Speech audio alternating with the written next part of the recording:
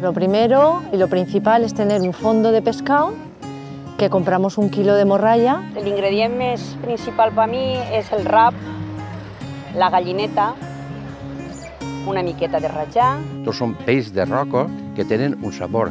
Ese caldo no nos valdría res si no posárem una miqueta de marisc. Las cabezas de las gambas y todo eso también se lo echas al caldo para que suelte también todo su jugo.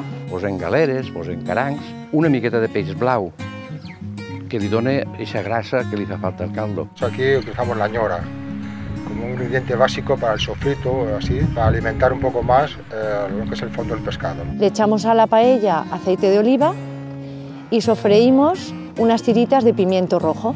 Hago un sofrito de ajo, ñora, perejil y tomate.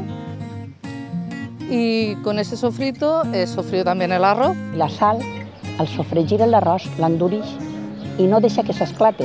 El tropessó es posa perquè l'arròs es queda més soltet.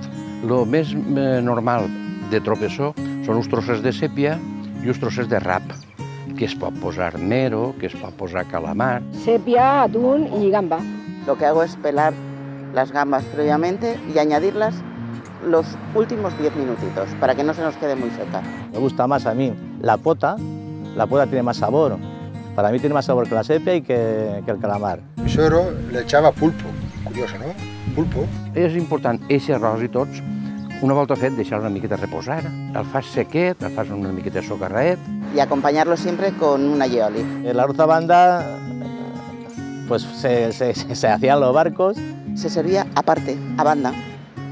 Por un lado el arroz, por otro lado el pescado. Li va ensenyar un tio meu que sempre ha anat de cuiner en una barca. Una traíña de sardinas y mi padre trabajaba ahí de cocinero. A mí me lo enseñó una vecina aquí en Alicante muy mayor, pero hija de pescadores. O sigui, és una cosa, clar, veu que la portem ahí dins generació tras generació.